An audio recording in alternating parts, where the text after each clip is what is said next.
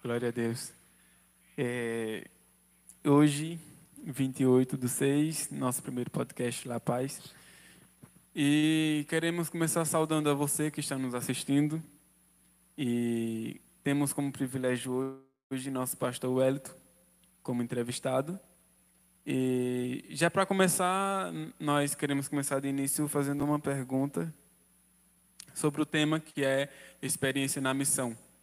E como a gente já sabe, nosso pastor ele teve em missão há alguns anos, né? E nós queremos extrair algumas experiências do nosso pastor. E queremos começar na simples pergunta: o que é missão, né? Assim, na sua visão, o que é missão para o Senhor? O que o Senhor pode falar para nós a respeito? Amém, amém. Na verdade, eu não fiz missão, eu ainda estou em missão. Né? Há 21 anos que eu saí da minha cidade natal, cidade de Itabuna, no sul da Bahia, e há 21 anos que eu estou no campo. Né? E literalmente a frente de obra eu comecei no dia 15 de janeiro de 2015. Né? Já participei à frente de outros trabalhos, como lideranças de teatro, coreografia, evangelismo, de jovem na Bahia. Né, isso nos anos 2000, 2002, mas e de lá para cá, a partir do momento que eu saí de minha casa, já estou na missão. E hoje, estando em Pesqueira, estou em Pesqueira há 5 anos.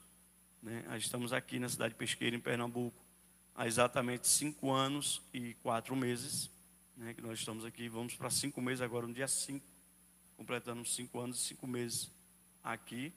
E passamos também um período de 4 anos e 8 meses na Argentina, né? Na Argentina, a gente tivemos esse processo aí, tivemos um trabalho também no Paraguai. Na Argentina tivemos 3 trabalhos lá naquele país, naquela nação. E como você perguntou, o que é missão? Missão é um propósito, né? Missão é uma incumbência que é liberada para uma pessoa determinada. E agora a missão ela tem um tempo determinado. Né? Se eu pedir para vocês, olha, pega ali uma garrafa de água e traz para mim, é uma missão. Mas quando você pegar a garrafa que me entregar, sua missão foi concluída. Né? A missão ela é um propósito que Deus nos dá. Né? Quando a gente entra na missão, quando a gente assume essa missão, a gente não pode voltar atrás enquanto ela não for concluída. Né? Existem missões que passam 2 meses, 3 meses, 3 anos, 30 anos, conforme a necessidade do obreiro naquela região. Né? Ela é uma função específica, né? Que se confere a alguém.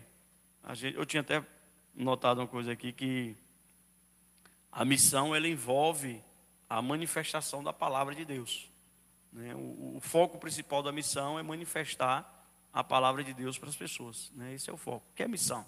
Missão é uma obediência a uma vontade. Às vezes não é a nossa vontade, mas a vontade de quem nos enviou.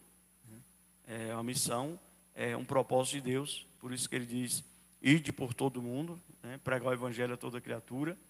Então a missão é obedecer a Deus, porque é um propósito para todos, não é para quem tem formatura, não é para quem tem um cargo específico na igreja. A missão é para todo aquele que nele crê. Existem missões diferentes, né? Quando a gente fala de missão, existe a missão transcultural, que é a que eu fiz. Eu passei 4 anos, repito, e 8 meses na Argentina, um período também com uma congregação na cidade chamada Major Otânio, no Paraguai, na província de Quaraguataí. E na Argentina eu estive no estado de Misiones, morei 8 meses numa cidade chamada Puerto Esperança, e depois 4 anos em uma cidade chamada El Dorado, né, que seria conhecida como a capital do trabalho naquele estado lá, que ele chama província de Misiones. E é algo tremendo, né? Missão é isso. É uma incumbência que não é liberada para a gente, e a gente tem que cumprir ela. É algo muito interessante, né? Apesar que tem várias dificuldades em meio a isso, né? E é sobre isso que nós queremos falar, sobre a missão, a respeito de nós jovens também que temos esse desejo, né? Guilherme pergunta. Amém. Paz do Senhor, povo de Deus. A minha pergunta ao pastor, começando com as dificuldades, né? Da cultura, do povo. Como era, de começo, aquelas dificuldades de entender o idioma, de de estar naquele lugar.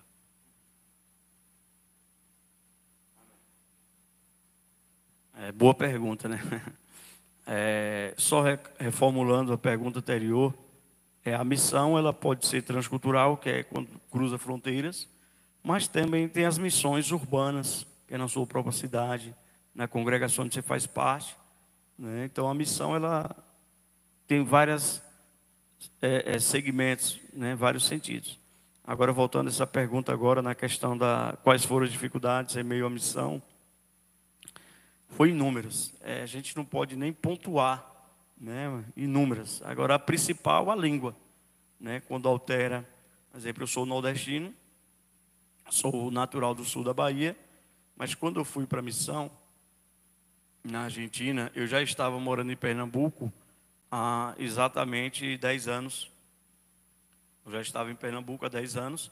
E a cidade na qual eu estava morando, que é a cidade de Venturosa, Pernambuco, é uma cidade que você não tem acesso a outras línguas senão a portuguesa. Então, quando nós fomos enviados para a missão, a gente não tinha contato com outras línguas. Então, foi um pouco difícil para a gente, por isso passei 8 meses em uma cidade chamada Porto Esperança, assim que nós fomos.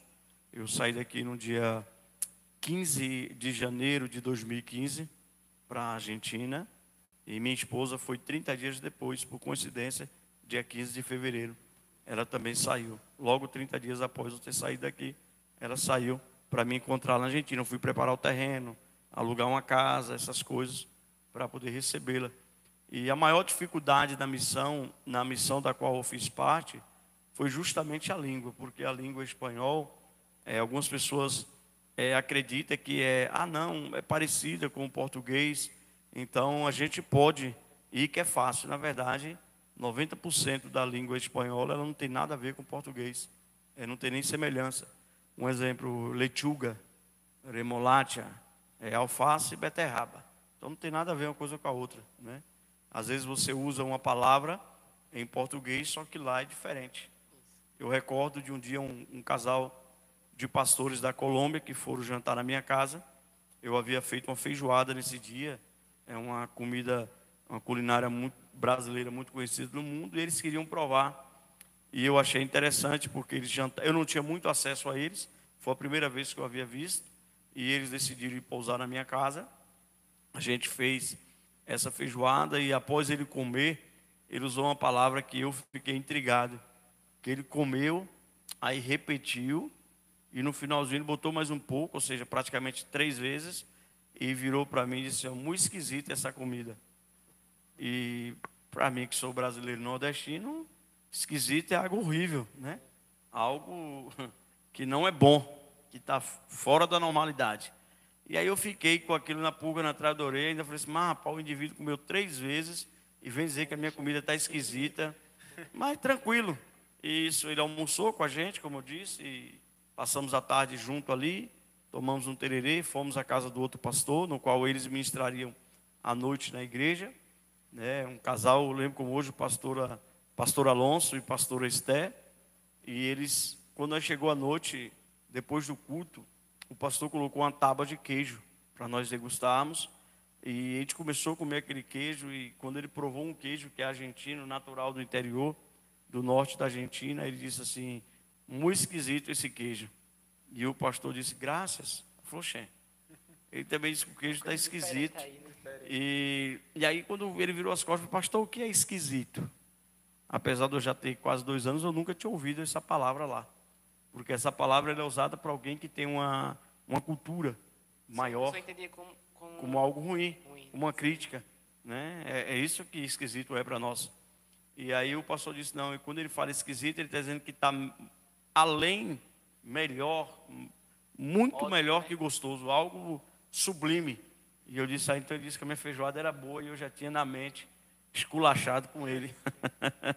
Né? Então, as dificuldades da missão, voltando a esse assunto, primeiro, como eu disse, a língua transcultural, ela é muito difícil para a gente. Quando você tem acesso, não é fácil, mas não houve uma preparação nesse sentido, né? Havia uma preparação de campo, de participação, de vida, envolvimento, mas não da questão da língua transcultural, né? Outra das coisas, a questão financeira. Porque quando você está fazendo uma missão na sua cidade ou no seu país, é tudo mais fácil. Existem muitos mecanismos que você pode acessar, como programas de governo, programa social, alguma base missionária, que não era o nosso caso lá, né? Nós fomos como missionários por uma denominação, né? Uma denominação que tinha uma certa limitação financeira e que também tinha uma certa limitação de envio financeiro para aquela comunidade. Um exemplo, eu lembro que eu fui para lá e após uns 2 meses que eu estava lá, 2 para 3 meses, o meu pastor esteve lá conosco na cidade de Esperança e depois que ele esteve lá, ele disse, olha, eu vou voltar aqui, estou vendo a situação, as condições de vocês, vou levar para o conselho liberar um valor para vocês mensal. E eu lembro que essa oferta que ele conseguiu, a primeira oferta foi R$700, e que era equivalente ao que eu pagava de aluguel em reais. Eu pagava na época, era 3 pesos por R$1, na época. Era 3 pesos por R$1, e o aluguel era quase equivalente ao que eu recebia, porque era 1.800 pesos. E eu tinha que, lá a energia, a gente pagava, era uma recarga, como é de celular. E eu pagava na época, se fosse em reais, quase que, era 300 pesos, 350 pesos, que dava equivalente a R$120, R$110, ou seja, o auxílio que eu tinha era meu aluguel e minha energia. Você tem que trabalhar por fora. Sim. Eu fico imaginando, é muito rápido a comunicação espanhola, e para arrumar trabalho, se for vai vender alguma coisa, como vai vender, como eu vou chegar lá. Eu fico imaginando isso. Tipo, eu não sei falar essa língua, eu tenho que arrumar um trabalho. Sabe? Aí, como era isso aí? Vender alguma coisa? Na verdade, eu nem poderia. Eu não tinha esse acesso a trabalho quando eu fui, porque era proibido. Eu estava como turista e não pode trabalhar. E mesmo assim a gente desenvolveu, eu recordo como hoje, foi uma cena muito interessante. Isso em Esperança ainda. Isso em Esperança. Eu e minha esposa não foi para o culto nesse dia, era um dia de sexta-feira, que ele chama Viernes. E eu fui para o culto, e quando voltei do culto, a minha esposa estava me esperando. E disse assim, amor, para você jantar, tem um ovo aqui, frita ele e come. E eu falei, se você comeu o quê? Ela disse, não comi nada não, mas como você estava cansado, você evangelizou hoje à tarde, e você foi para o culto, então come esse ovo. Amanhã a gente faz uma visita na casa do pastor lá e come lá com ele. Aí eu falei assim, não amor, come você o ovo. Aí ela disse, não, ficou naquela briga, você come, era o único ovo que nós tínhamos. E eu falei assim, não, faça o seguinte, nós tínhamos uma cachorrinha que havíamos levado daqui. E eu falei assim, não, faça o seguinte, pega esse ovo frita e dá a cachorra. Por quê? Porque a cachorra não pode visitar alguém, mas eu e você pode, e alguém abençoar a nossa vida. E nós pegamos aquele ovo, fritamos e damos para a nossa cachorrinha, ela comeu. E depois disso nós fomos orar. E nós ligamos, da hora que eu cheguei da igreja, que era mais ou menos às 9h30, que era o culto começar mais tarde, 8 horas da noite, porque dependendo da época, 8 horas da noite ainda é dia. Então o culto começava às 8, terminava às 9h30, 10 horas. E eu cheguei em casa, era mais ou menos às 10h30, fomos para as 11 horas, começamos a orar, até umas 2h30 da manhã. E foi uma oração muito intensa, que minha esposa se derramou de tal maneira, que nós orávamos com a cabeça de joelhos, com a cabeça no chão, pegado uma na mão da outra. E a lágrima dela escorria, o piso era um pouco mais declinável, e escorria sobre o meu rosto, a lágrima dela. E a gente foi até umas 2h30 dessa oração nesse dia, foi algo que me marcou, por isso que eu não esqueço. E nós ficamos orando até ali, e quando foi 5 horas da manhã, ainda ia dar 5 horas da manhã, a campainha tocou na minha porta, e eu falei assim, meu Deus, quem é uma hora dessa? Já fui dormir tão tarde. E quando eu abri, era um rapaz que tinha uma quitandazinha, que aqui nós chama mercearia, lá ele chama de quiosco. E ele disse, brasileiro? Eu falei, pois não. Ele falou assim, me disseram que você vende celular. Só que eu não vendia celular. Vendia aqui no Brasil, mas não lá. E ele disse bem assim, me falaram que você vende celular. E eu não vendia, mas na hora a palavra que saiu da minha boca foi vendo. E eu só tinha o meu celular de uso. E eu cheguei, lembro como hoje, a marca Blue. E eu disse para ele, eu vendo, mas eu vendo usado. Eu não tenho um novo hoje. Eu tenho usado. Aí ele falou bem assim, quanto que é? Eu havia pagado em pesos, na época, 450 pesos nesse celular. E eu peguei esse celular e falei assim, é 800. Falei, eu vou botar logo para ele não comprar. Aí ele disse, eu quero esse celular. Aí eu falei, espera aí só um momento. Tinha grade na porta, eu falei, eu vou pegar a chave para abrir a grade. Nunca eu fui pegar, eu tirei meu chip de dentro do celular, restaurei ele, coloquei na caixa, entreguei a ele e falei bem assim, olha, tá aqui. Aí ele falou bem assim, olha, eu falei o seguinte, é 800, mas eu só tenho 500 aqui e 300 eu te entrego daqui a um mês. E eu tinha comprado 450, havíamos passado a noite, como eu disse, com ovo para a minha cachorra com fome. E eu resolvi vender assim para ele e entreguei. Aí minha esposa ficou feliz, eu acordei e falou, amor, peguei 500 pesos e ele vai dar mais 300 ainda. Vai dar para eu comprar um celular do mesmo, sendo que novo. Aí ela pegou e falou bem assim, vamos no mercado, já tem aberto, 5 horas, abriu um mercado que chamava Tino, que é um mercado de um chinês. Aí eu disse, não, vai que a mulher dele não gosta do celular, e era para ela. Não vamos gastar não.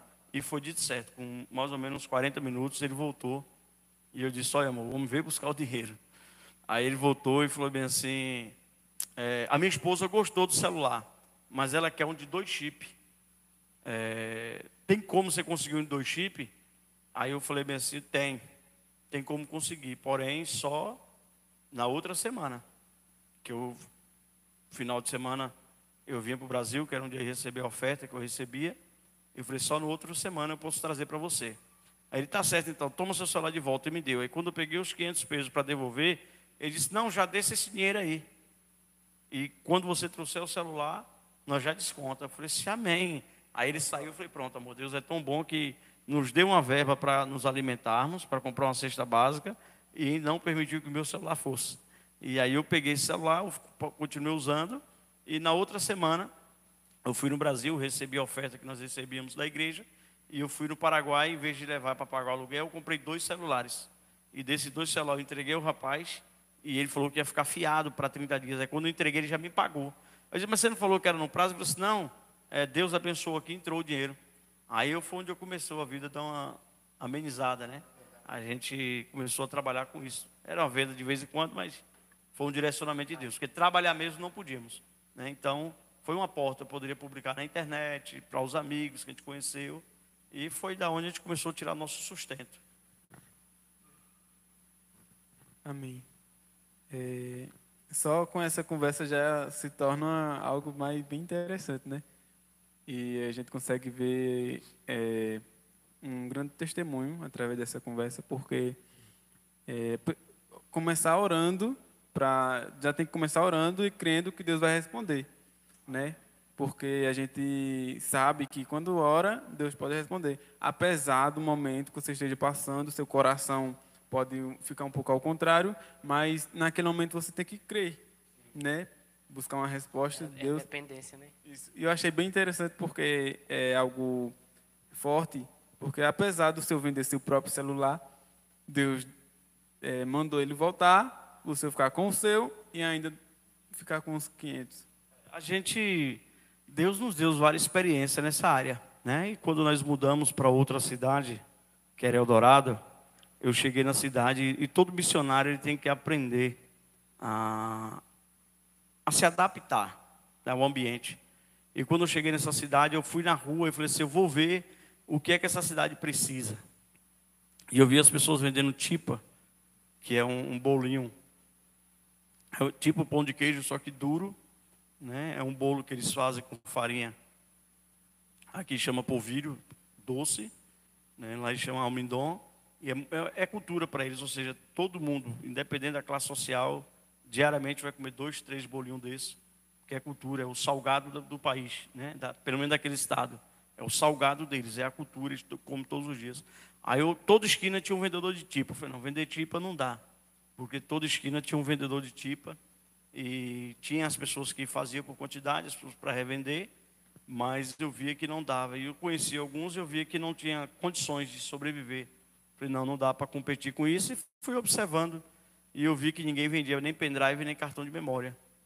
E eu observei isso, como eu trabalhava com isso aqui no Brasil. Aí eu peguei, fui numa loja e perguntei quanto que era um pendrive. E eles me disseram, 150 pesos. Eu falei, 150 pesos? Ele falou assim, como eu disse, era 3 pesos por R$ 1. Aí eu falei, rapaz, é R$ 50 um pendrive aqui. 150 pesos um pendrive. Aí eu fui, como eu tinha acesso ao Paraguai, não era tão longe, né? Ficava 3 horas de relógio da cidade que eu morava. Eu vinha para o Brasil, a fronteira Foz do Iguaçu ia. E eu observei que no Paraguai custava R$ 12. Aí eu falei, pronto, já sei o que é que eu vou fazer. Né? É a oportunidade. Eu comecei a comprar negócio de 5, 10, que era a minha condição, e fui trabalhando, sustentando minha casa. Outro episódio que aconteceu é que eu encontrei lá uns paraibanos, que eles viajam o mundo todo vendendo rede. A gente pensa que só vende aqui, não, é no mundo todo. Pelo menos em toda a América Latina, e sai vendendo. Né? Peru, eu falo porque era o testemunho deles. Eu trabalhei no Peru, na Bolívia, trabalhei no Uruguai, no Paraguai, aqui na Argentina. Então, eles trabalham em toda Mercosul. E eu achei interessante eles dizendo isso. Aí, na hora que ele encontrei com eles, ele falou assim, rapaz, eu perguntei, vocês gostam daqui dessa cidade? Ele falou assim, rapaz, eu gosto, eu só não gosto da comida. Aí, na hora, veio o estalo, o Espírito Santo disse, vende comida para eles. Aí eu peguei e falei assim, olha, a gente vende comida. Aí você vende comida? Eu nunca tinha vendido uma marmita. Mas veio na hora, eu falei assim, a gente vende. E ele falou assim, rapaz, e quanto que é? E lá era 50 pesos o almoço, o peso nessa época já estava mais baixo. 50 pesos era equivalente a R$ 10. E eu peguei e disse, olha, 50 pesos, o mesmo preço da comida deles. A diferença é que é com feijão, arroz, tudo do Brasil, eu trago tudo do Brasil. E ele falou assim, você tem um restaurante? Eu falei, não, eu faço em casa e vendo. Aí ele falou assim, pronto, então a partir de amanhã você traz para mim meio-dia 12 marmitas, meio-dia 8 marmitas e à noite 12. Aí eu falei, amém. Só que eu não tinha nem panela para cozinhar para esse povo todo. Mas a gente se virou, cozinhei à noite com a minha esposa, com a que nós tínhamos, pequenininha, e levamos para ele. E quando foi com 3 dias, eu liguei para o meu pastor e disse, pastor, eu preciso de um empréstimo. Eu preciso comprar uma panela de pressão grande, 2 panelas. Eu preciso de R$ 500 emprestado para eu poder comprar essas panelas. Ele me emprestou esse dinheiro. Eu comprei essas panelas e comecei a vender comidas para ele. Então, todos os dias eu levava 8 marmitas meio-dia e 12 à noite, porque 8 trabalhavam naquela cidade, e 4 trabalhavam na cidade vizinha, mas à noite estava lá. E eu levando comida para eles, de segunda a sábado, fazendo isso para eles. E foi uma renda para a gente, né? Lá onde começou a ter uma vida mais tranquila. Lá na Argentina, onde a gente pôde comprar um perfume, pôde vestir uma roupa melhor, né? Se alimentar melhor nesse período. Mas Deus foi nos dando direcionamento de como sobreviver no campo missionário. E isso o missionário precisa ter, esse entendimento, né, essa sabedoria. E eu lembro que quando eu fui, com 30 dias que eu fui pagar, o pastor disse, não, deixa como oferta para a Yara. E eu falei, amém, então, glória a Deus. E foi uma oferta que ele nos deu, compramos essas panelas e podemos trabalhar, né? Depois eles mudaram de cidade, a gente parou de vender comida, mas o período que eles moraram lá, que foi mais de 1 ano, nos abençoou muito. Amém. Sempre tem que ter uma estratégia, né? E a gente sabe que não vem da gente. É como você falou, mais uma estratégia, como da venda do celular, como para vender comida, né? Mesmo sem vender comida, mesmo sem ter aquela coisa toda, mas o Senhor buscou para uma melhora para vocês e para ter uma estrutura melhor. E esse é um verdadeiro missionário, né? Que a gente sabe, não só viver ali dentro vamos dizer assim, daquele campo, mas mesmo onde você for, você tem que saber, né? Estar vivendo, como o senhor falou, da cultura, do idioma, que para muitos pode ser um pouco puxado, né? Como o senhor falou que né? Saber outra língua e tal. Mas isso já nos traz uma diferença entre outras pessoas, porque a gente sabe que tem vários missionários, mas nem todos sabem viver como um missionário, né? Pergunta? Eu tenho uma pergunta aqui. Ele falou da missionária, né? Aquele momento que ela chorou até que derramou assim a lágrima, né? Ficou muito marcado na memória dele. Como foi para ela? No começo, que aí você vai para a Argentina, você vai para lá e vai ser daqui alguns dias, daqui a alguns meses. Como foi o impacto dela? Ela disse, não vou. Ela disse, vou na hora. Amém, amém. A Yara, ela só foi, primeiro porque Deus havia liberado uma palavra no culto, né? Ela relutou quando eu disse para ela que eu tinha um sonho de fazer missão e sair de Venturosa. Por que ela relutou? Nós tínhamos menos de um ano de casado. Nós havíamos casado em fevereiro, no civil, e em outubro, em novembro, na igreja. E quando foi no final de dezembro, um mês depois de casar na igreja, a gente recebeu a notícia que iríamos para a missão. Foi no dia 28 de dezembro. E quando foi no dia 15, 18 dias depois, eu já estava indo para a missão. Então, para ela foi um baque, um choque. Né? E outra, ela nasceu e se criou em Venturosa. Né? Uma terra quente. Estabilizada, né? Morando na casa da mãe, do pai. Né? Não eram ricos, mas não tinham necessidade de nada. Né? Ambos eram aposentados, né? Casa própria, então não tinham dificuldade em nenhuma área. Né? A Yara, possa ser que a família dela tenha um testemunho diferente, mas a Yara não tinha. E Yara, na época, ela trabalhava numa escola, ela trabalhava na secretaria numa escola, eu tinha uma loja, como eu disse. Então, você abrir mão de tudo isso e você ir para uma outra nação, uma outra língua, outra cultura, um outro clima, para Yara foi mais difícil que para mim. Né? E eu ainda tinha um irmão que morava, e ainda mora na fronteira, que é o pastor Samuel, né? Conhecido lá como Bezalel. Então, eu ainda foi mais fácil, mas para Yara foi muito mais difícil. E outra coisa que para Yara foi difícil, a Yara ela tinha sonho de ser mãe. E nós passamos 4 anos e 8 meses no campo missionário na Argentina. E durante 4 anos, Yara foi muito atormentada com isso. Porque as mulheres argentinas são muito férteis. As meninas jovens lá de 18 anos já têm 2, 3 filhos. Né? Eles têm filhos muito rápido. E a Yara via aquilo e queria também. Queria ter seu filho, mas havia um propósito de Deus. Mas ela queria romper portas. E chorava muito. Foi um período muito difícil para ela. Tanto que eu me esforçava todos os anos, Yara vinha aqui. Dos 4 anos e 8 meses que eu fui para lá, eu só vim no Brasil 2 vezes. Né? Uma vez eu vim por conta própria, e a outra vez o pastor Marcelo pagou toda a despesa que foi na minha consagração pastoral. Né? Que foi um ano depois que eu estava lá. Eu fui em 2015, no finalzinho em 2016 eu vim para a consagração pastoral. E aí Yara já vinha todos os anos. Eu dividi em 10 vezes aí, pegar emprestado os cartões com as irmãs dela. Está nos assistindo, ela vai ver isso. E ela vinha, porque para ela era mais difícil ela se adaptar à questão do frio, que lá o frio é muito frio. Aqui a gente acha que é frio, mas frio é lá. Lá eu fiz até um vídeo na época, postei na internet. Vou tentar resgatar esse vídeo. A panela de pressão fervendo e por fora você podia colocar a mão. E filmava dentro ela fervendo no fogo, mas por fora você podia colocar a mão de tão frio que era. Então, a gente sofreu muito, mas a Yara foi pior para ela. Né? Tanto na questão psicológica, porque você estava longe da sua família, longe dos seus entes queridos, na sua igreja, até que ela nasceu. Né? E a questão transcultural para ela foi pior ainda, porque ela era um pouco tímida naquela época, apesar de ser muito usada por Deus, mas ela ainda tinha uma certa timidez em relação a falar o espanhol. Eu não, já era mais introvertido, já era extrovertido, eu ia para a rua, ficava conversando com os anciãos, ficava conversando com o pessoal para poder pegar, porque não basta você falar espanhol, você tinha que pegar um sotaque, você tinha que saber, né, porque mudava algumas coisas. Por exemplo, frango, na cidade que eu morava, era polho, mas o pessoal de Buenos Aires é pocho.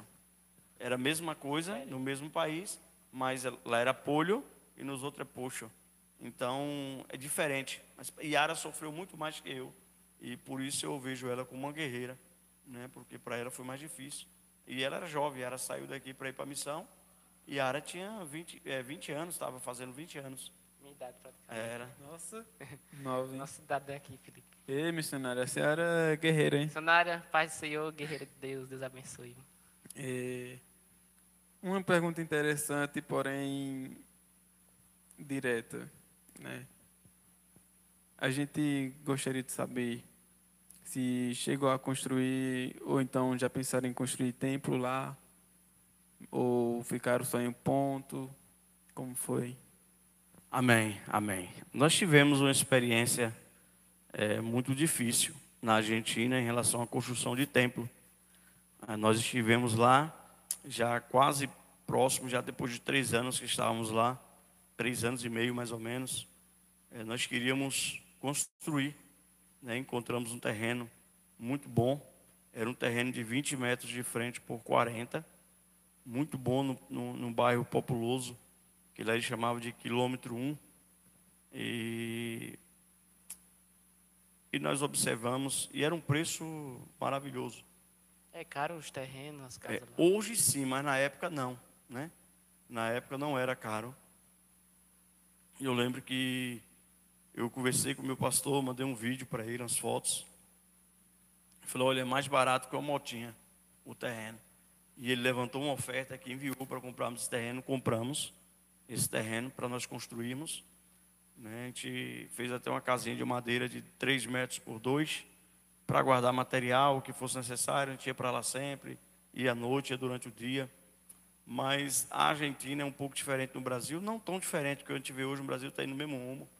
Mas nós compramos esse terreno, e eu lembro como hoje. E nós viemos para aqui, para o Brasil, e quando nós voltamos para lá, tinha 2 casas construídas, uma de madeira. Nós passamos 21 dias no Brasil. E desses 21 dias, invadiram, construíram 2 casas, uma de madeira com a família, e a outra de tijolo, uma parte de tijolo, a outra de madeira. Pequenininho eles tinham construído, mas estava dentro desse terreno. E nós acionamos a polícia, né? Porque o terreno era nosso, né? Documentado. E a resposta do governo foi que o terreno era nosso, realmente, ninguém tomaria. Porém, enquanto o governo não relocasse aquelas famílias, não conseguisse um lugar, eu não poderia tirar elas de lá. E se eu tentasse tirar força, eu que seria preso.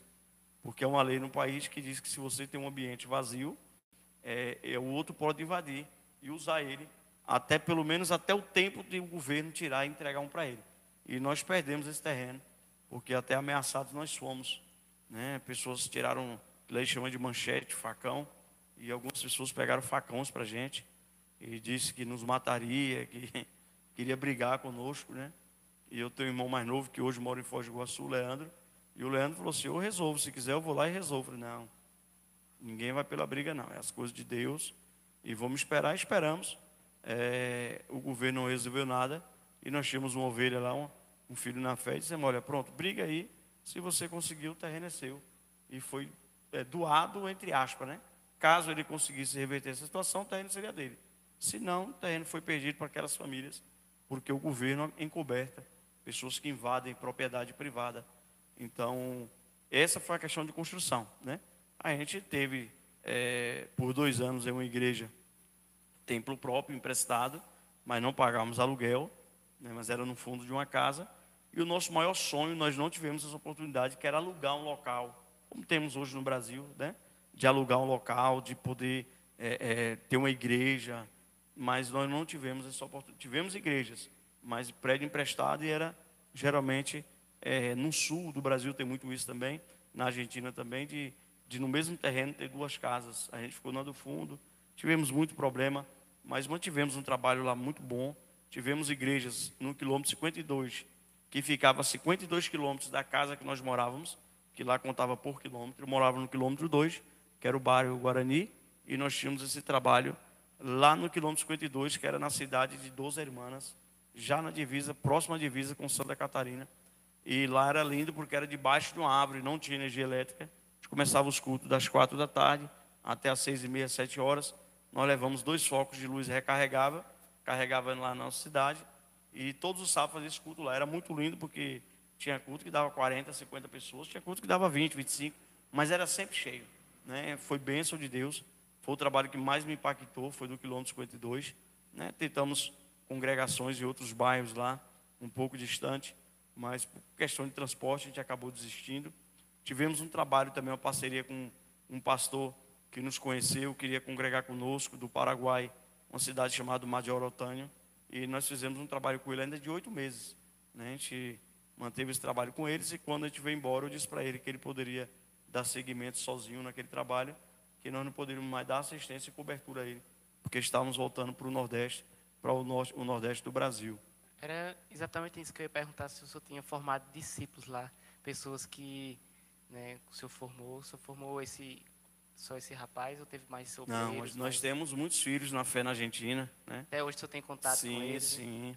E a maioria deles é semanalmente. Inclusive, Felipe, né, a gente estava essa semana conversando com o, né, Felipe? Uma bênção lá. A gente mantém esse contato, inclusive alguns deles, o sonho é vir para cá. Eu estive com a minha família, eu acho que ele vai estar nos assistindo, vai ver isso, vai confirmar. Eu fui com a minha família final do ano retrasado, o ano passado, no ano retrasado, nós fomos para lá fazer um culto de ação de graça. Como eu disse, a minha esposa queria ter filho. Então, quando nós completamos 4 anos lá, a minha esposa engravidou do Isaac. E nós ficamos lá 8 meses com o Isaac lá, na barriga de Ari, fazendo todo o procedimento para que nascesse lá. Mas aí veio os empecilhos e nós decidimos que ele nascesse no Brasil. E por isso nós mudamos para Foz do Iguaçu, que é fronteira, para que Isaac nascera lá, por questão de documentação, tudo isso. Mas nós deixamos filhos e fomos lá 2 anos atrás, né? No caso agora em dezembro fez 1 ano, vai fazer 2 anos ainda que nós fomos lá.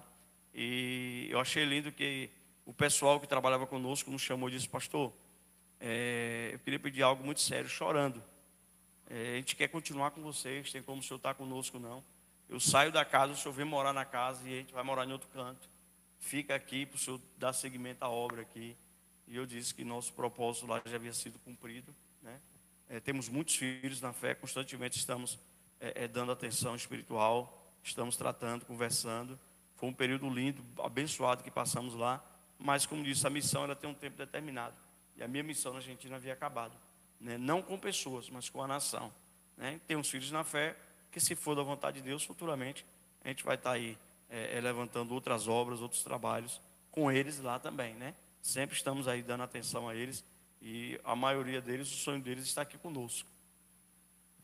Amém. Muito importante isso, né?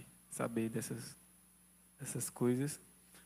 Porém, seria mais dificultoso para outras pessoas daqui para lá, né? Se não tivesse desejo, né, de querer ir para a missão, de querer entrar nessa batalha, de saber como é uma missão fora do seu estado, né, de conforto.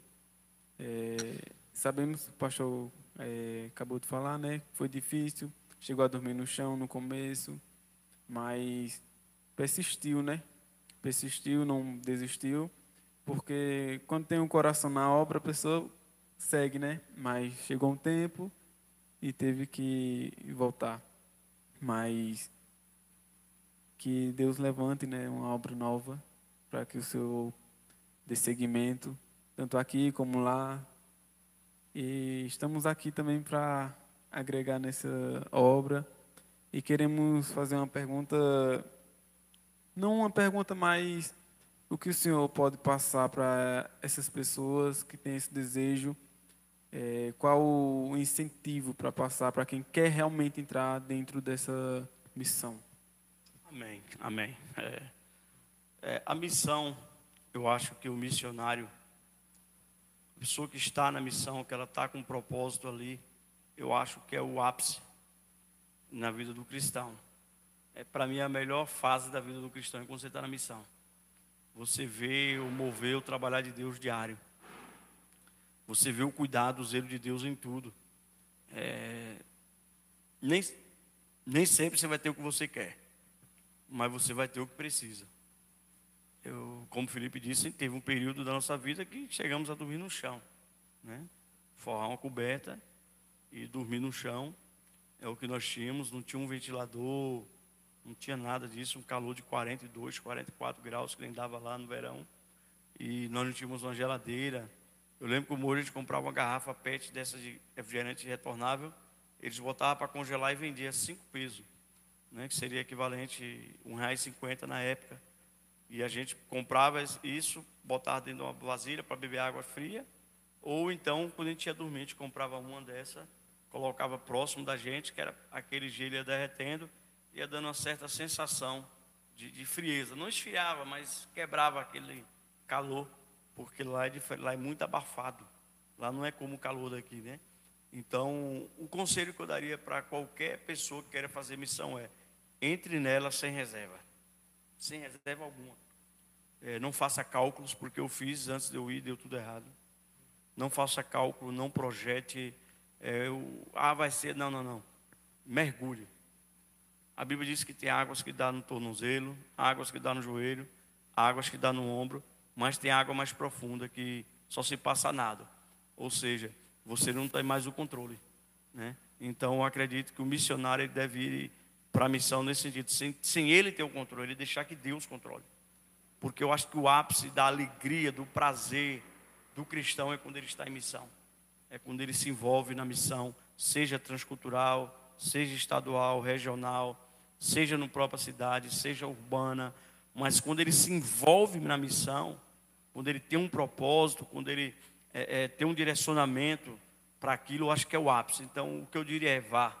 Se Deus queimou no seu coração, não meça esforços. Converse com o seu pastor, com o seu líder. Lembrando que missionário não é mochileiro. Porque tem pessoas que colocam a mochila nas costas, passa 8, 10, 15 dias viajando e diz que fez missão. Isso não é missão. Isso é ser mochileiro, né? Missionário é diferente. O missionário ele vai com o intuito de levar a palavra, de libertar pessoas, né? De gerar um caráter nessas pessoas, de ser um exemplo para essas pessoas. Então, o que eu diria para qualquer missionário que queira ir hoje para a missão é dizer: vá, procure. Hoje é mais fácil com a internet, você já pode ir para o ambiente já conhecendo esse ambiente, né? Não era, na minha época ainda estava entrando o Facebook e não tínhamos esse acesso a esses lugares, nós não conhecíamos de internet, não tinham. Então, mesmo lá nós tínhamos dificuldade de internet, mas hoje para qualquer campo que você for, você consegue acessos, que a network hoje é o que importa, que é a lista de contatos. Hoje você tem facilidade em qualquer lugar que você for, qualquer país ou nação, você acessar uma ONG, você acessar uma associação, uma base missionária naquela região, onde você possa ter apoio. Então hoje é mais fácil. Então eu diria que não meça esforços. Abra mão de tudo. Se Deus te enviou e a igreja da qual você está inserida faz parte, enxergue em você o missionário. Se Deus enxerga em você o missionário e se eles querem enviar você, vá. Não tenha medo. Independente do que você tem, Deus vai prover como proveu para a gente. Ele vai lhe dar sabedoria, estratégia, né? Como eu disse, não vai ser o que você quer, mas vai ser o que você precisa. Então, eu hoje faria tudo de novo, né? Teria algumas atitudes que eu mudaria com certeza, mas eu faria tudo de novo. Hoje seria mais difícil, porque eu tenho 3 filhos. Um de 8 meses, né? Um de 3 anos, um de 6 anos. Então, para mim, para esse campo agora seria um pouco mais difícil. Como hoje eu estou no campo, porque pesqueiro é um campo. Eu não tenho família aqui, não tenho um vínculo familiar nenhum, não tenho um vínculo empregadício, nem eu, nem minha esposa, nem meus filhos. Então, a gente também está no campo missionário, mas aqui já é mais fácil, né? Na nossa nação, na cidade que nós já estamos aqui há 5 anos e 5 meses, vamos fazer agora dia 5. Então, a gente já adquiriu um certo ciclo de amizade, né? De familiaridade por questão de amizades. Mas é um campo missionário para a gente. Mas aqui é mais fácil que um transcultural, né? Mas se fosse para voltar no tempo, eu faria tudo de novo. Me envolveria mais, com certeza, né? Não me envolveria com algumas pessoas que eu me envolvi. Não pessoas ruins, mas que no final tivemos alguns problemas. Mas pelo mau testemunho dessas pessoas e não porque nós causamos. Então, eu tomaria algumas atitudes diferentes. Não me daria tanto a pessoas. Me daria a missão, não as pessoas. E o conselho que eu dou é: ame a missão, mas não entregue sua vida às pessoas que estão ali. Porque um momento ou outro Deus pode te tirar e você sofrer com isso. Mas vá, obedeça o ídolo do Senhor. Amém? Se tiver alguém assistindo, você: pastor, eu queria ir para uma missão transcultural. A gente tem portas abertas, a gente tem acesso a pessoas que estão lá, né? Quando eu falo lá, eu estou falando da Argentina e estou falando do Paraguai. Então a gente teria fácil acesso de enviar algumas pessoas para lá. Eu não envio hoje porque eu não tenho condições financeiras. Mas se eu tivesse, com certeza eu teria alguns missionários lá, até para o aprendizado e o amadurecimento, porque nós fomos forjados na Argentina. Nós somos forjados no campo missionário lá. Hoje nós só somos as pessoas que somos, só temos a cabeça que temos, porque nós somos forjados lá. E nós não fomos forjados dentro de não sou contra quem vá dentro de um seminário e nem dentro de uma base. Nós somos forjados no campo, diretamente, missionário. Aprendemos na marra. Aprendemos tudo na marra, fomos viver na marra mesmo ali conforme era, né? Antigamente ninguém ia para uma formação, não, a pessoa ia, Deus enviava havia dispensações, né? Também, reformulando aqui, há dois tipos de missionários. Há o missionário que é enviado por uma instituição, que se uma instituição o envia, ela tem total responsabilidade por essa pessoa que enviou. É 100% responsabilidade dela, que está indo em nome de uma instituição. E também tem uns missionários que são enviados pelo próprio Deus. Como a gente vê que Paulo e Barnabé, a Bíblia diz que foi o Espírito Santo que os separou e depois o Espírito Santo é quem os enviou, né? Então a esses aí é 100% Deus, né? Aos que vai enviado por algum ministério, é Deus, claramente, mas o ministério no qual ele está indo representar tem total responsabilidade por esse casal, por esse obreiro, ou só, ou o casal, porque ele está sendo enviado por uma instituição, por uma igreja, né? Por alguém que ele está representando. Quando é como Paulo e Barnabé, não. Aí é literalmente Deus, e Paulo disse, você está bem na escassez, você está bem também na fartura. Sinal de que teve um tempo de fartura e teve um tempo de escassez. Mas ele estava bem independente do tempo. O pastor falou aqui sobre a missão, né? Sobre você também pode fazer missão na sua cidade, né?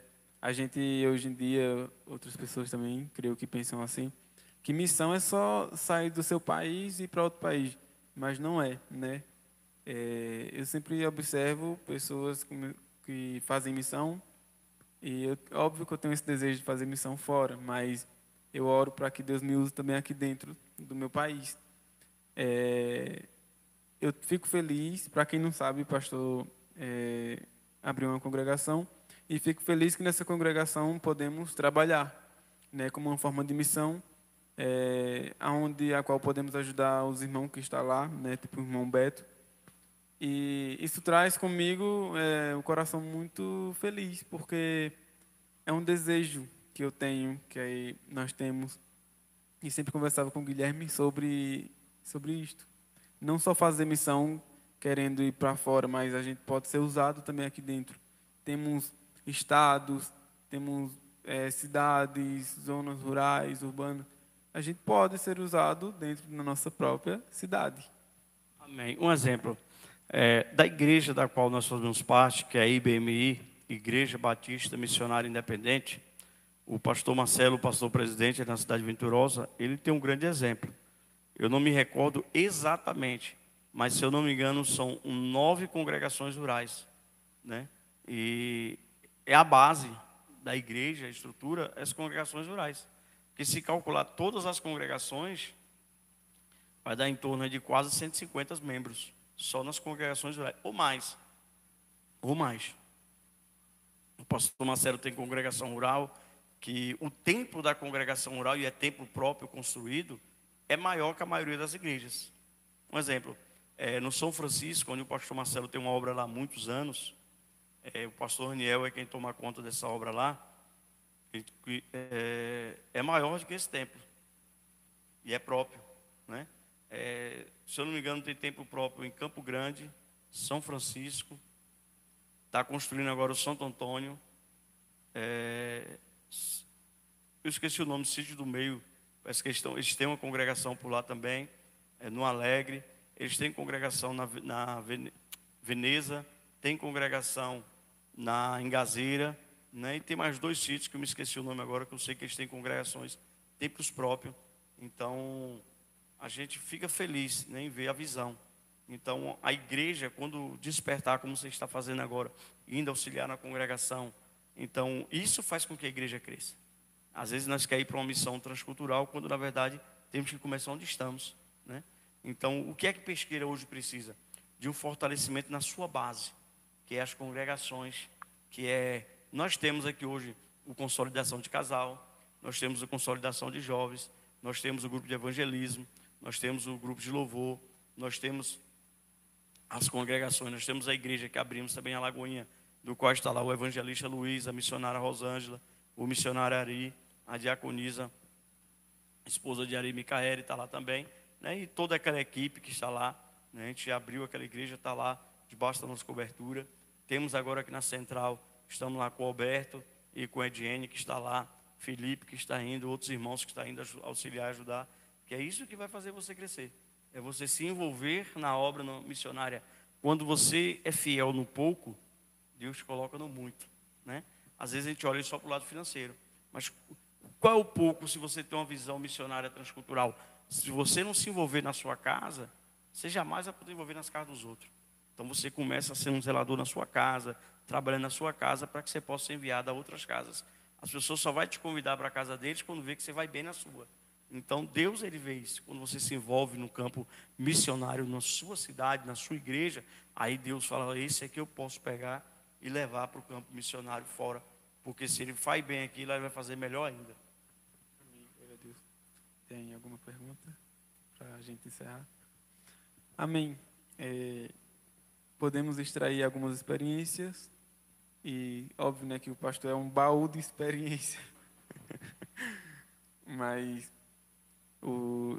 nesse momento já podemos ter alguns testemunhos, experiências, sim. Mas queremos encerrar com uma única pergunta. Simples, né? Acho que o senhor já falou durante a conversa, não me recordo.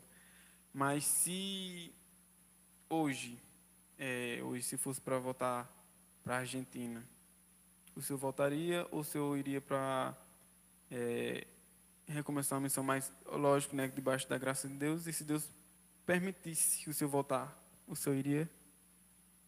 Usando essa última palavra, se Deus permitisse, iria porque Deus estaria mandando, né?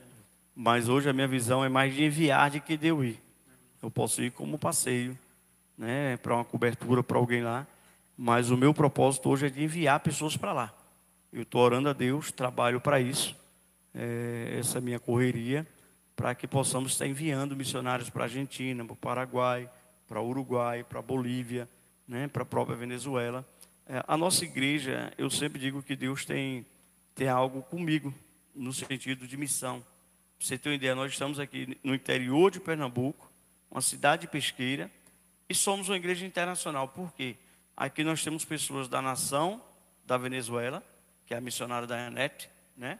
É venezuelana e está aqui conosco. Da China, né? Nós temos uma pessoa que é da China, né? A gente tem um membro que é da China, uma pessoa que é de outra nação, uma nação que a gente sabe que o evangelho para ser pregado lá é difícil, porque é um país comunista, né? E não aceita mais o evangelho explícito, e ela está aqui congregando conosco. Então, para você ver a questão da missão transcultural como nos persegue. Mesmo a gente não estando numa missão transcultural, Deus traz essas pessoas para a gente, né? Está aí a Daiane da Venezuela e está a irmã lá da China que está conosco. Irmã Rosa. Né? Irmã Rosa. Ontem passei a manhã toda conversando com ela, lá inclusive no seu comércio, né? Por tradutor. Ela fala pouco português ainda, mas a gente usa o tradutor e vamos falando sempre. E então a gente vê essa questão. Aqui a igreja, para você ver a questão cultural. O que é, quando eu falo que aqui eu temos pessoas da Venezuela, pessoas da China, temos quilombola, temos indígena. Então, para você entender o propósito de Deus conosco em questão de missão, né? E essa é a minha visão. A minha visão, ela é missionária, ela é 100% missionária. A minha visão é 100% missionária, 100% apostólica. Eu acredito muito no ID do Senhor, e isso é o que me move. Eu não acredito na igreja dentro das quatro paredes, por isso que vocês veem se mover na rua, constantemente fazendo um evento ou outro, porque eu fui chamado para isso, para fora das quatro paredes. Estou nas quatro paredes como pastor, pastoreando, mas eu sou um missionário, né? Eu sou um pastor missionário. E se eu pudesse mudar, falo, pastor, o senhor queria um título de apóstolo? Não, eu queria missionário mesmo. Somos pastores porque nosso segmento, a igreja, exige isso da gente no sentido, mas eu me sinto um missionário. Sou um pastor e missionário. Não sou só um pastor. O pastor ele pode ser apóstolo, missionário, evangelista, vai depender da dedicação dele. Mas eu sou um pastor missionário. E missão queima na minha veia. É meu tema nas redes sociais, na minha casa. Eu não sei e não sou contra para que vocês estão preparando os filhos de vocês. Mas eu estou preparando os meus para a missão. Os meus filhos de 6 anos, a gente já treina aí na questão de espanhol, né? Já estuda inglês um pouco, mas o espanhol é nosso foco, né? O de 6 anos. Porque a nossa visão, nosso propósito é que ele vá para as nações. É um projeto meu e da minha esposa. A gente prepara ele para o reino, né? A gente, não por questão de monarquia, eu saí da frente da igreja e meu filho assumir, não se trata disso. Se trata de eu preparar eles para que ele vá a outras cidades ou a outras nações. o nosso propósito é outras nações. Temos sonhos, inclusive já tivemos convite, mas não é o tempo, né? Nem temos estruturas financeiras, não é o tempo, mas esse tempo vai chegar e Deus vai confirmar para a gente, né? Pessoas já nos convidaram para ir para outras nações novamente e a nossa resposta foi não, porque como vocês, é se Deus quiser. E não, se Deus primeiro, antes de falar com quem nos convidou, Deus fala conosco. Então, se não queimou aqui, nós não vamos, né? Nós temos um propósito a cumprir aqui em Pesqueira e enquanto não cumprimos esse propósito, nós não saímos daqui. Glória a Deus. Eu já não tenho mais perguntas. Mas, antes da gente encerrar esse podcast, eu quero deixar relatado aqui que se você ora, se você busca, se você põe Deus em primeiro lugar, acontece. E esse podcast, a gente não está em uma estrutura, vamos dizer assim, lá em cima, porque a gente tem que começar de baixo. Inclusive, nosso pastor ele sempre fala, você tem que começar com o que você tem. E hoje nós estamos aqui, começando dentro da igreja, porque a gente temos este local. E a gente sempre conversava, eu, Guilherme e outras pessoas, a gente brincava, na verdade, de podcast na casa de Guilherme. E orava para isso acontecer. E hoje nós podemos relatar que isso também é fruto de oração. Pronto, eu tenho até um desafio para vocês dois. Como vocês sabem, eu moro na base e nós temos um espaço lá e eu desafio vocês a organizarem aquele espaço que tem do lado da base, que já é coberto certinho, para vocês darem o contrapiso, reformar a parede e criar lá uma sala para fazer podcast fixo, né? Tô dentro. Eu já Amém. faço um desafio para vocês. Amém. Irmão Beto também está dentro. Viu? Ai, Beto, sobrou pra tu. Glória a Deus, amém. Isso me deixa mais feliz porque não é só um podcast, né? A gente está extraindo experiências da qual Deus deu ao nosso pastor. Vai nos edificar também, né? Para que possa nos edificar. E é como o pastor fala, se não testificar em nós mesmos, primeiramente, como a gente pode passar para outras pessoas algo que a gente não fez e nem viveu? Então, hoje eu posso dizer que já vivi muita experiência aqui em Pesqueira e estou vivendo e oro para que tenha mais. E a busca é a essência, né? É o essencial. E a palavra, a oração. E creio que não só esse podcast, mas creio que outros projetos poderão vir através do Senhor. E Ele não só nos leve a outros estados, cidades, mas que seja a vontade dele levar a gente, sabe, para outro país, que é o que realmente queima meu coração. Eu quero passar pelo Brasil, sair do Brasil, sabe, levar Cristo. É Cristo que eu quero levar, não levar o Brasil para fora, mas levar Cristo para fora também, entende? Então, a gente podemos relatar isso, que hoje a gente está vivendo frutos de oração. E creio que passará outras pessoas por aqui também, relatando experiências, ou até a gente mesmo. Pergunta? Não. Não? Podemos encerrar? Olha. Quero só fazer uns agradecimentos, né? Eu quero agradecer a vocês Amém. que me convidou, para mim foi uma honra. Como eu disse antes, a gente tinha um outro compromisso, mas a gente priorizamos estarmos aqui, porque para mim, como pastor de vocês, é uma honra, né? Ver vocês crescerem nessa área da mídia, nessa área da divulgação. E a experiência que foi ministrada foi a minha, né? Existem muitas outras, milhares de outras experiências. Eu tive muita dificuldade no campo missionário. Já tem missionário que teve 10 vezes mais do que eu. E tem missionários que não teve, né? Então, a gente louva a Deus. Como eu disse, eu ainda estou no campo missionário. Eu estou numa terra que não é minha. Onde não tem um vínculo familiar, nem minha esposa, nem meus filhos, né? A gente tem vínculos de amizade de ovelhas e pastor, né? E amigos que adquirimos aqui. E eu louvo a Deus pela vida de vocês. Quero agradecer e dizer que essa experiência que foi encontrada, que foi falada, que foi contada aqui, é baseado na experiência que eu vivi e que estou vivendo. Acredito que virei outras vezes esse podcast para retratar sobre outros assuntos, né? Principalmente sobre missão urbana, que é algo que eu amo hoje, é o que eu faço. Já que eu não estou na transcultural, eu faço a urbana e esse é meu trabalho. E eu louvo a Deus pela vida de vocês e agradeço a vocês por terem nos acompanhado aí. Que Deus abençoe suas vidas, possa compartilhar para que outras pessoas possam estar ouvindo, amém? E se você quer fazer missão, converse com o seu pastor e vá. Pastor, eu quero fazer, meu pastor quer me enviar, mas nós não tem ponte, nos procura. A gente conhece alguns pastores aí de outras nações, de outra cidade. Eu faço parte de um grupo de pastores, ainda de 2 grupos, né? Internacional, um só do Mercosul e outros que abrangem Canadá, Estados Unidos, vários outros países que a gente tem acesso a eles. Faço parte dessa rede, desse grupo, e a gente tem esse vínculo de amizade. Quem sabe você pode se encaixar numa necessidade de um pastor desse, de um ministério desse, e você possa estar indo para a missão. Deus abençoe suas vidas, e eu agradeço a oportunidade em nome de Jesus. Amém, glória a Deus.